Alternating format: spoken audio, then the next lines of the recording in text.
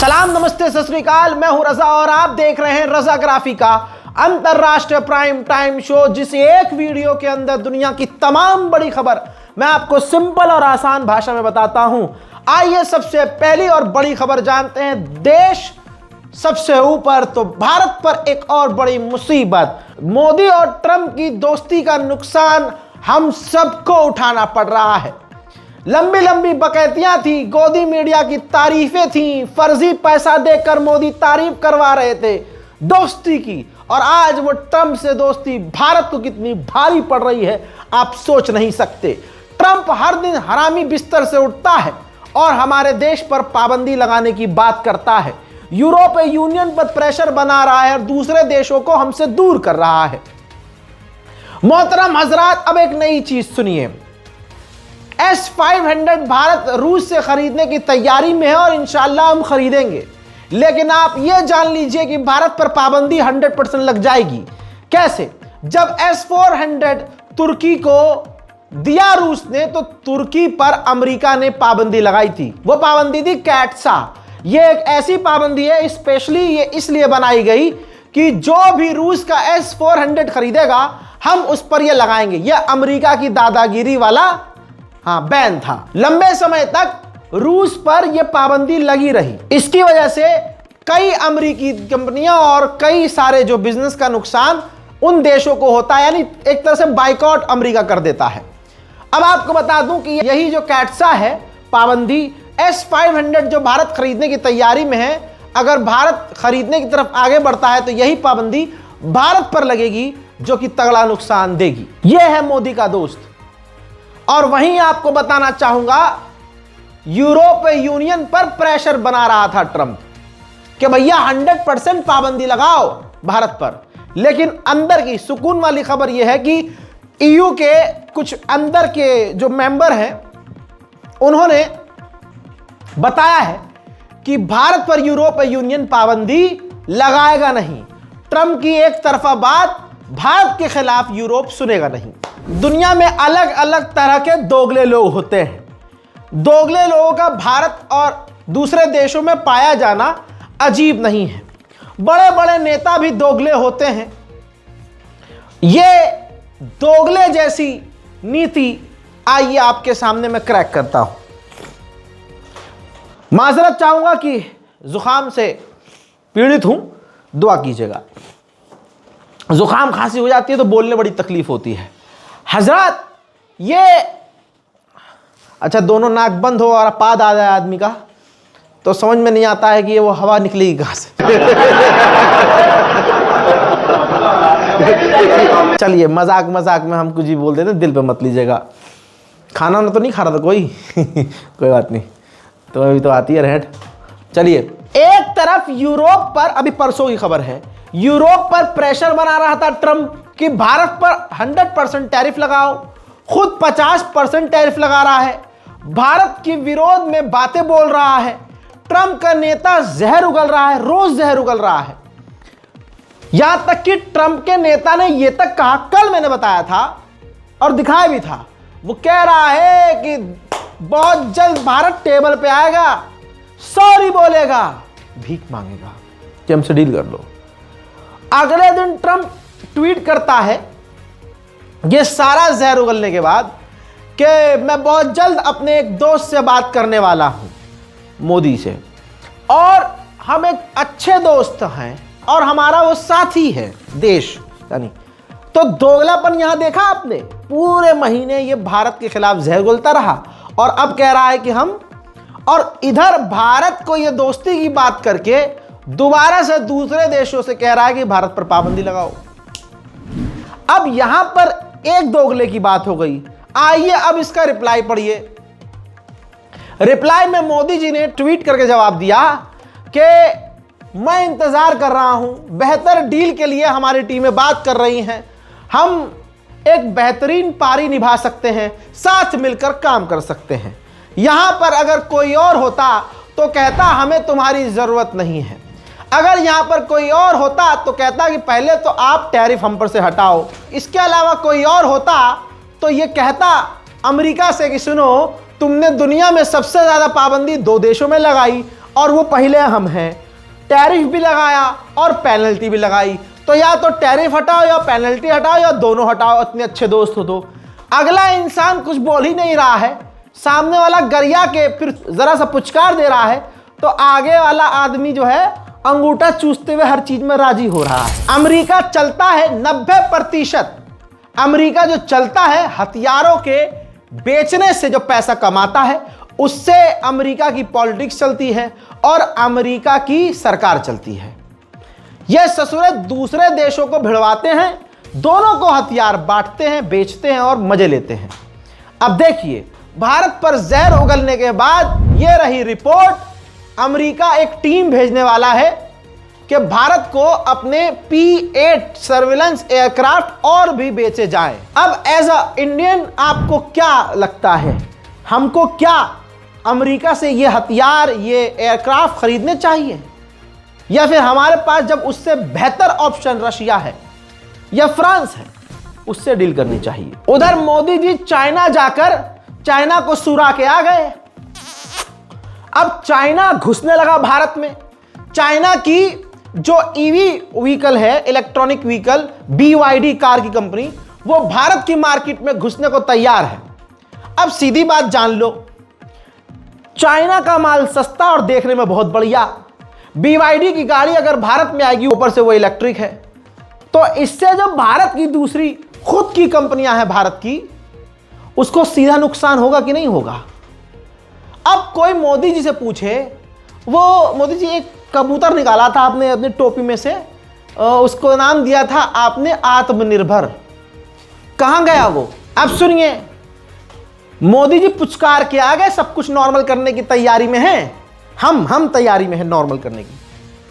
दूसरी तरफ यही मोदी सरकार चाइना से रेयर अर्थ मिनरल लेने के बजाय म्यांमार के जो रेबल्स हैं उनसे इंपोर्ट करना, उनसे लेना चाहते हैं कि चीन से लेना ना पड़े। अरे भाई, अपना स्टैंड तो क्लियर कर लो कि तुम चीन के साथ हो कि नहीं। अगर हो तो भाई दिल साफ करो, साथ में काम करो। अब ये क्या चीन को पता नहीं चलेगा कि तुम उसका रेयर अर्थ मिनरल छोड़ के तुम किसी और से ले रहे हो? ये है विदेश नीति हमारी, समझ में नहीं आ रही भाई मेरे। और विदेश नीति का डंका तो सारी दुनिया में बज रहा है।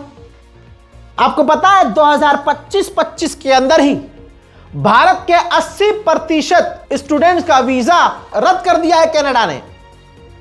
चले हैं विश्व गुरु बनने। एक नाम सुनिए, बच्चे नोट कर लें, चार्ज एम्पलीफायर। सुनने में सिंपल नाम है, लेकिन ये एक ऐसा पार्ट है, इसके बिना फाइटर जेट नहीं बन सकता। अब मैं इसके अंदर नहीं जाऊंगा कि ये क्या होता है, इसे क्यों होता है, अनाला फलाना धमाका, लेकिन ये पार्ट भारत नहीं बनाता। और डेनमार्क ने, हम डेनमार्क से पहले लेते थे, डेनमार्क ने इस पार्ट पर बैन लगा रखा था, एक्सपोर्ट नहीं कर रहा था, जिसकी वजह से हमारा MK1 फाइटर जेट अपग्रेड नहीं हो रहा था और हम जल्दी बना नहीं पा रहे थे। हमारी एयरफोर्स को तकलीफ हो रही थी, बहुत इंतजार करना पड़ रहा था। डेनमार्क ने अब वो पार्ट भारत को एक्सपोर्ट करने के लिए शुरू कर दिया है, पाबंदी हटा दी है। अब इससे फायदा यह हुआ भारत को सीधा कि अब भारी मात्रा में भारत वो पार्ट तेजी से, यानी इंजन चार्ज एम्पलीफायर भारी मात्रा में भारत खरीदेगा, अपने फाइटर जेट में दनादन लगाएगा और हमारे फाइटर जेट तैयार। नेपाल के भ्रष्ट प्रधानमंत्री ओली ने, इसको भी सूचना चाहिए था भाई, ये हत्ते नहीं चढ़ा बस। इसने करप्शन छुपाया, अपनी औलाद, ये जो अमीरों की नेताओं की औलाद विदेश में मुजरा कर रही हैं और अय्याशी कर रही हैं, जिस पर नेपाल की आवाम भूखी बैठी थी, इन तमाम मुद्दों को दबाया और बयान दिया कि ये सब कुछ जो आज सरकार पलटी है, मेरे खिलाफ जो चीजें की गई हैं, इसके पीछे सिर्फ भारत है, क्योंकि मैं ऐसा राष्ट्रवादी पहला प्रधानमंत्री था। रिपोर्ट ये देखिए कि मैंने प्रभु श्री राम का जन्म अयोध्या में हुआ है नहीं माना। मैंने ये नहीं माना कि भारत में प्रभु श्री राम का जन्म हुआ। मैंने हमेशा कहा नेपाल में लॉर्ड श्री राम पैदा हुए, और मैं ही वो व्यक्ति था जिसने लिपुलेख, कालापानी और लिम्पियाधुरा के इलाके को खुल्लम खुल्ला कहा कि वो भारत का नहीं हमारा है। जब मैंने इतनी ईमानदारी से अपनी राष्ट्रवादी बातों को रखा तो हमारी सरकार गिरा दी गई, यानी भारत ने सरकार गिरवाई। भाई साहब, ये आदमी मेरे तो छोड़ो यार, नेपाली भाइयों के हत्थे चढ़ जाए सारी चर्बी निकाल देंगे इसकी। आइए भाई, बहुत नेता सूते गए हैं। वायलेंस का हम सपोर्ट नहीं करते, लेकिन क्या करें। तस्वीर देखिए, यह नेपाल की पार्लियामेंट है, फूंक दी गई है। मैं दिखा भी चुका हूं, स्पेशल अपडेट भी मैंने दिया था आप लोगों को। फूंक दी गई है भाई। देखो, यह हाल होता है जब देश का प्रधानमंत्री सिर्फ देश के अमीरों के लिए काम करता है, पूंजीपतियों के लिए काम करता है, बड़ी बड़ी कंपनियों के लिए काम करता है। यह हाल होता है उन सरकारों का, और जनता ये हाल उनका करती है जो झूठे वादे करते हैं। समझ रहे हैं आप? बहुत बढ़िया। उधर चाइना के डिफेंस मिनिस्टर ने अमेरिका के डिफेंस मिनिस्टर से वीडियो कॉल पर बात की है और धमकी दी है और साफ कहा है कि ताइवान के मुद्दे से दूर रहिए। लीजिए, उधर पाकिस्तान और चाइना के बीच नया एग्रीमेंट। CPEC प्रोजेक्ट के अंतर्गत $7 बिलियन खर्च करके दोनों एक दूसरे देशों के बीच रेल की पटरियां बिछाएंगे। अब सुनिए, चाइना का एक और दुश्मन ऑस्ट्रेलिया। ऑस्ट्रेलिया ने फैसला किया है $1.1 बिलियन खर्च करके अंडर वाटर वो चीन के खिलाफ ड्रोन बनाएगा। उधर रशिया ने पूरी दुनिया को चौंका दिया है, बना दिया है पहला खतरनाक top most advance fighter jet, खुद के फाइटर जेट से भी ज्यादा खतरनाक। उसने Su-57 का एक नया वर्जन Su-57M1 जेट बना लिया है, जो अमेरिका के F-35 और चीन के J-20 से ज्यादा खतरनाक माना जा रहा है। तुर्की के विदेश मंत्री अचानक से पाकिस्तान पहुंच गया और पाकिस्तान की गवर्नमेंट और पाकिस्तान के प्रधानमंत्री से उन्होंने मुलाकात की है। उधर चाइना ने दिखाया एक और सस्ता और किफायती ड्रोन जिसकी रेंज 2500 किलोमीटर है। वहीं अमेरिका का आतंक जारी है। इलाके में वेनेजुएला की एक और बोट पर अमेरिका ने आतंकी हमला किया है। अमेरिका ने एक हफ्ते में 2 बार वेनेजुएला को निशाना बना लिया है और वेनेजुएला को लगभग चारों तरफ से अमेरिका ने घेर लिया है। कभी भी हम सुनेंगे कि वेनेजुएला पर अमेरिका ने बड़ा हमला कर दिया है। उधर फ्रांस में अभी भी हालत बेकाबू है, कंट्रोल पूरी तरह से पाना मुश्किल है। हालांकि सरकार अभी नहीं गिरी है। इमैनुअल मैक्रोन ने अपनी मनमानी करते हुए प्रधानमंत्री बदल दिया है। इसी वजह से जनता और गुस्से में है। अब कुछ मंजर आप फ्रांस के देखिए, the burning France.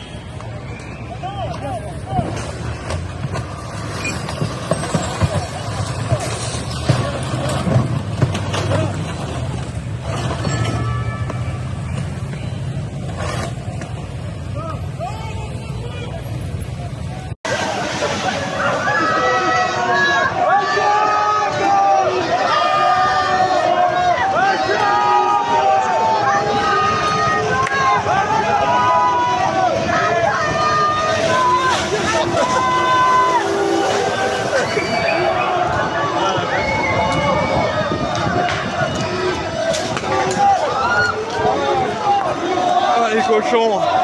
Ah, les cochons. Quel enfer.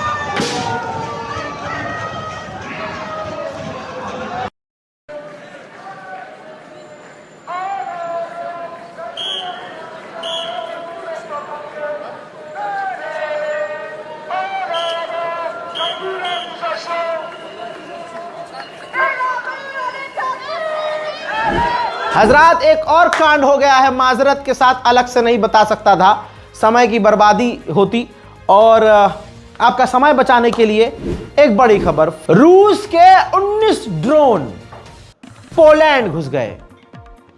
जी हां, पोलैंड घुस गए, और इन ड्रोन्स को पड़ोसी देश, सहयोगी देश नेदरलैंड ने मार गिराया। कई ड्रोन को F-35 फाइटर जेट उड़ाकर नेदरलैंड ने मार कर गिराया है कि पोलैंड का नुकसान ना हो, लेकिन फिर भी पोलैंड के कई इलाकों में रूस के ड्रोन जाकर गिर गए। अब रशिया ने कहा है कि देखिए ये एक गलती है, ऐसा कोशिश करेंगे कि आगे ना हो, और हमारा कोई इरादा ऐसा नहीं था कि हम दूसरे देश पर हमला करें।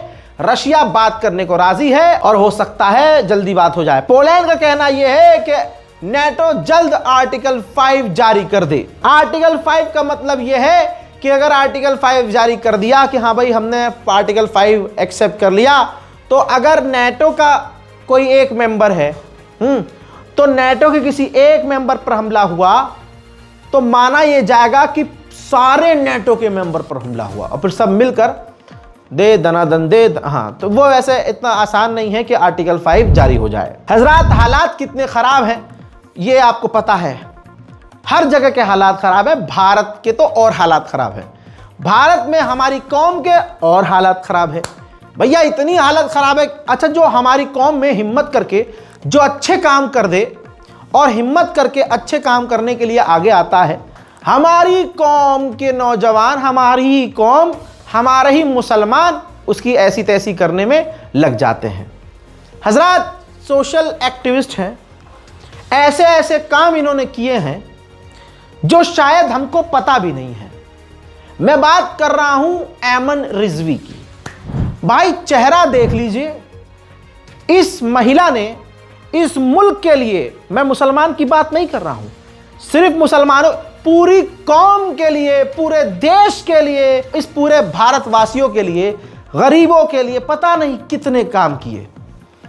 दर्जनों FIR, कई हमले, पुलिस थाना। अल्लाह अकबर। कौम ने इस औरत को क्या दिया, क्या दिया? पूछ, आपने क्या किया इनके लिए? मैं अपनी बात तो नहीं करूंगा, मुझे तो घंटा हमें तो भूल जाइए आप। मैं तो अपनी बहन के लिए बोल रहा हूं, क्योंकि मुझे पता है इसमें कितनी मेहनत लगती है। भाई पता है क्या हुआ है, इनके नंबर पर गंदे गंदे मैसेज आना शुरू होते हैं, आशिकी वाले, प्यार मोहब्बत वाले। सोचिए, अगले इंसान को डर भी नहीं है कि भैया वो सोशल एक्टिविस्ट हैं, हिंदुस्तान में लाखों उनके चाहने वाले हैं, हमारा होगा क्या? हमारे गांव पे जब लट चलता है, यही औरत बचाती है, यही औरत बोलती है, ऐसे ही कुछ लोग सामने, हम कर क्या रहे हैं? बोलो आई लव यू। मतलब मैं कुछ चीजें ना पढ़ूं तो ज्यादा बेहतर है। कॉल मी, एक सिंगल फोटो भेजो ना प्लीज। अब ये कह रही हैं रात में परेशान मत कर, मैं ऐमन रिजवी हूं। ये बेचारी सोच रही है कि इन बच्चों से गलती तो नहीं हो रही, ये मुझे कोई और तो नहीं समझ रहे। इन्होंने अपनी वीडियो भेजी, देख मैं ये एक्टिविस्ट हूं जो बाइट दे रही है, फिर भी भाई साहब कोई नहीं।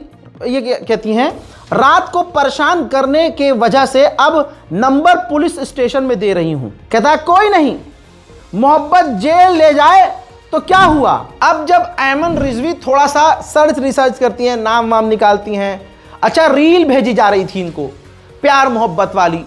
अब जब इन्होंने इंस्टाग्राम पर थोड़ी रिसर्च करी तो नाम आया फैजान किंग। इंस्टाग्राम आईडी आपकी स्क्रीन पर है भैया, royal_फैजान_तुर्क_777। जिस नंबर से मैसेज आ रहा था उस नंबर पर जो डीपी लगी थी या स्टेटस लगा था, वो बहन ने ये दिखाया है, हमें स्क्रीनशॉट में आपको दिखा रहा हूं। कहने का मतलब है उन्होंने जो खुद अपने एंड से रिसर्च करी तो ये संभल के लड़के हैं, मुसलमान। अरे मुसलमानों, तुम्हें शर्म नहीं आती? अगर तुम्हें किसी एक्टिविस्ट, किसी मुसलमान से ही तकलीफ है, खुन्नस है तुम्हें, तो इतना गिर जाओगे? इतना? अबे हिंदुस्तान के हालात तो देख लो, अबे अपना पिछवाड़ा तो चेक कर लो, आए दिन लठ बजता है तुम पे। जो तुम्हारे लिए बोलता है अच्छा चलो ठीक है भाई चलो, ये कौन सा दीन है, कौन से इस्लाम है भाई तुम्हारे ये? अरे कुछ तो तरबियत तुम्हारे माँ बाप ने दी होगी। लेकिन कहे क्या भाई, मुसलमान लड़कियां भाई मुजरा कर रही हैं, रील पर मुजरा कर रही हैं, बुर्का पहन के भी मुजरा कर रही हैं। लौंडों को देख लो, अभी शर्मगाह में ठीक से बाल भी नहीं आते होंगे, बाल पे रिबॉन्डिंग स्ट्रेटिंग करा के हो दोस्त की कार मांग के। ए बेरोजगार भिखारी, लौंडियाबाजी के अलावा कुछ इनसे आता नहीं है। इनसे चार बातें पूछ लो देश के अंदर की ही, कि बता वहां पर क्या हुआ, बता इस जगह पर क्या हुआ, कुछ खबर है कि देश में चल क्या रहा है? तो झटुल्लों को कुछ पता नहीं होगा। अयमन रिजवी चले हैं छेड़ने, बताओ तो। वो अगली औरत बर्दाश्त इसलिए कर रही कि मुसलमान ही है, बहक गए हैं। इतना क्या बहकना भैया। एक बात बताऊं, मैं बहुत खतरनाक हुई चीज में, मैंने बहुतों को ठीक किया है। मैं अगर पीछे पड़ गया ना, ये जो भी हैं सीधा सीधा सुन लो, मैं अगर पीछे पड़ गया ना सालो हाई कोर्ट तक खींचूंगा, पिटवाऊंगा भी ज्यादा और घसीटवाऊंगा भी ज्यादा, और वो भी लीगल तरीके से। कितना बड़ा हो कोई भी हो, अयमन रिजवी या हमारे कौम की, हमारे मुल्क की, हिंदू हो या मुस्लिम हो, कोई भी हो, अगर मेरी कौम, मुसलमान नामी व्यक्ति अगर ऐसी हरकत करेगा तो फिर इस्लामी हिसाब से सजा देने में मैं यकीन रखता हूं। ज्यादा बोलूंगा नहीं, ज्यादा समझाऊंगा नहीं, यह मेरी तरफ से मोहब्बत से लास्ट वार्निंग है, वरना डंडा इतनी अंदर जाएगा कि मुंह से बाहर आएगा। लिहाजा कौम से मेरी अपील है, जो आपके लिए बोले अपनी जान हथेली पर रखकर, कम से कम अगर उसकी इज्जत नहीं कर सकते तो उसकी इज्जत से खेलो नहीं। इस रिपोर्ट को यहीं खत्म करते हैं। शेयर कीजिएगा, दुआओं में याद रखिएगा। जय हिंद।